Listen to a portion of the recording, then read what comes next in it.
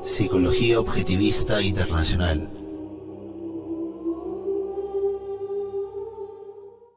Prepárate para escuchar al hombre que no sacrifica su vida ni sus valores.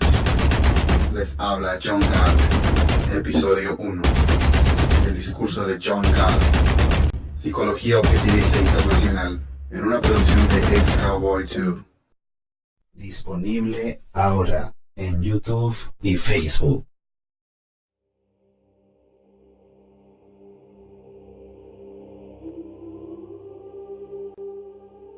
Psicología objetivista internacional.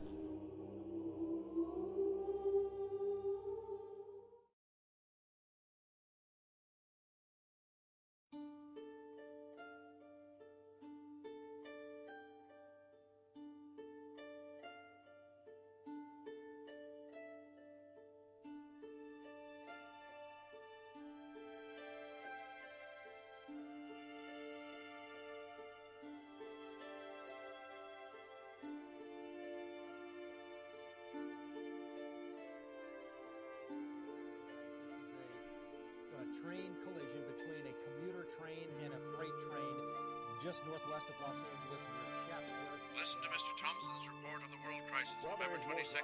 On the financial front today, the Fed's considering a new way to pump up what is a very faltering economy, with the government potentially taking ownership stakes in U.S. banks, even some healthy ones. This morning we're covering the latest details coming into us about this bridge collapse, and in fact we've actually With that kind of a prediction, you hear that? An inflationary depression is coming down the road. Yes, pirates. Pirates seized a ship last week. Listen to Mr. Thompson's report on the world crisis, November 22nd.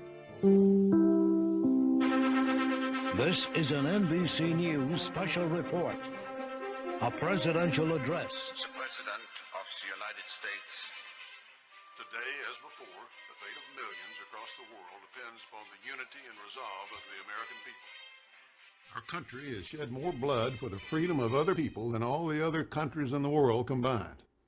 We are steeped in the tradition of honor and sacrifice for the greater good. We are proud of this heritage. I believe that Americans are once again ready to achieve this greater good. This greater good. Ladies and gentlemen, Mr. Thompson will not speak to you tonight. His time is up. I have taken it over. You were to hear a report on the world crisis. That is what you are going to hear.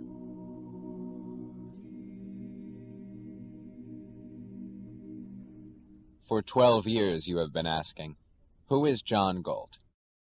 This is John Galt speaking. I am the man who loves his life. I am the man who does not sacrifice his love or his values. I am the man who has deprived you of victims and thus has destroyed your world.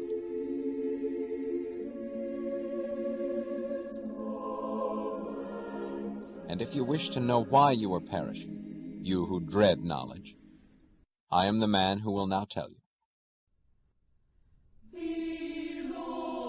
You have heard it said that this is an age of moral crisis. You have said it yourself, half in fear, half in hope that the words had no meaning. You have cried that man's sins are destroying the world, and you have cursed human nature for its unwillingness to practice the virtues you demand.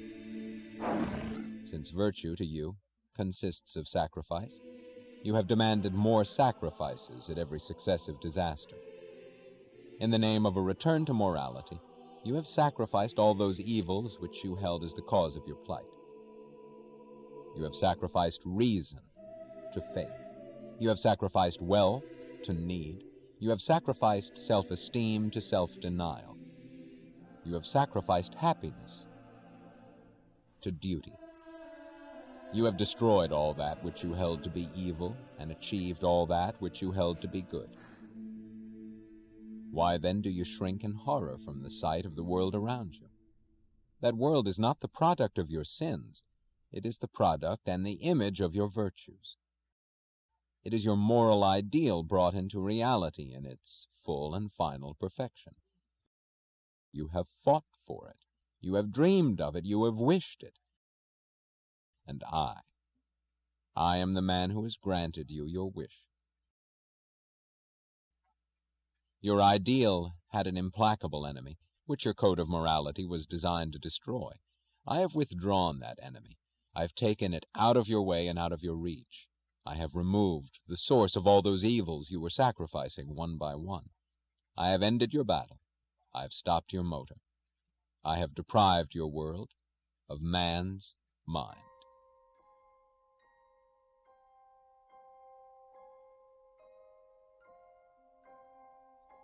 Men do not live by the mind, you say. I have withdrawn those who do. The mind is impotent, you say. I have withdrawn those whose mind isn't. There are values higher than the mind, you say. I have withdrawn those for whom there aren't.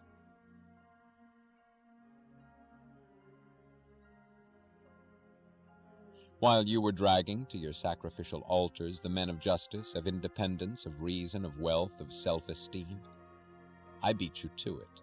I reached them first. I told them the nature of the game you were playing and the nature of that moral code of yours, which they had been too innocently generous to grasp. I showed them the way to live by another morality, mine.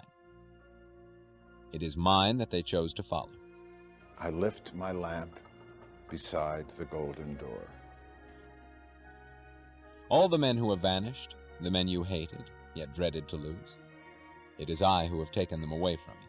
Do not attempt to find us. We do not choose to be found. Do not cry that you need us. We do not consider need a claim. Do not beg us to return. We are on strike. We, the men of the mind. Our strike consists not of making demands, but of granting them. We are evil, according to your morality. We have chosen not to harm you any longer. We are useless, according to your economics.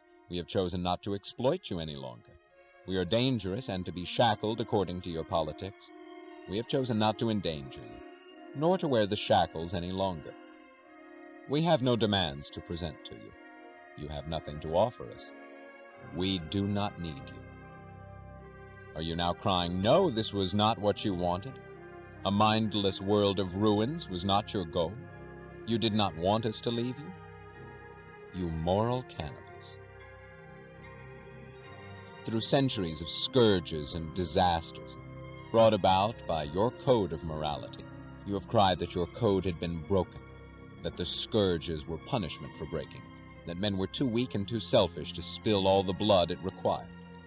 You damned man. You damned existence. You damned this earth, but never dared to question your code. You went on crying that your code was noble, but human nature was not good enough to practice it. And no one rose to ask the question, good? By what standard? I am the man who has asked that question.